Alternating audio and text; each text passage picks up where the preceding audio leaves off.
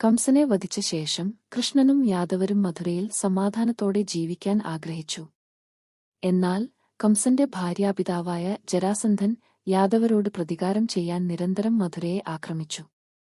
17 തവണത്തെ ആക്രമണങ്ങൾക്ക് ശേഷം ഈ നിരന്തര യുദ്ധങ്ങളിൽ നിന്ന് തന്റെ ജനങ്ങളെ രക്ഷിക്കാൻ ഒരു പുതിയ, സുരക്ഷിതമായ നഗരം ആവശ്യമാണെന്ന് കൃഷ്ണൻ മനസ്സിലാക്കി.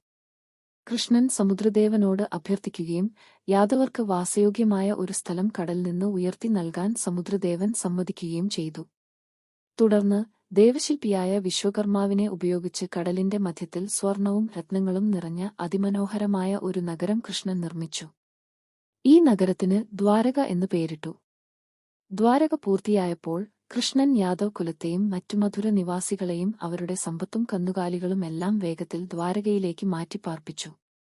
അങ്ങനെ ജരാസന്ധന്റെ ആക്രമണങ്ങളിൽ നിന്ന് സുരക്ഷിതമായി യാദവർക്ക് ദ്വാരകയിൽ സമാധാനപരവും സമ്പൽസമൃദ്ധവുമായ ഒരു ജീവിതം നയിക്കാൻ സാധിച്ചു. കൃഷ്ണന്റെ ദീർഘവീക്ഷണത്തെയും ജനങ്ങളെ സംരക്ഷിക്കാനുള്ള കഴിവിനെയും ഈ കഥ വ്യക്തമാക്കുന്നു.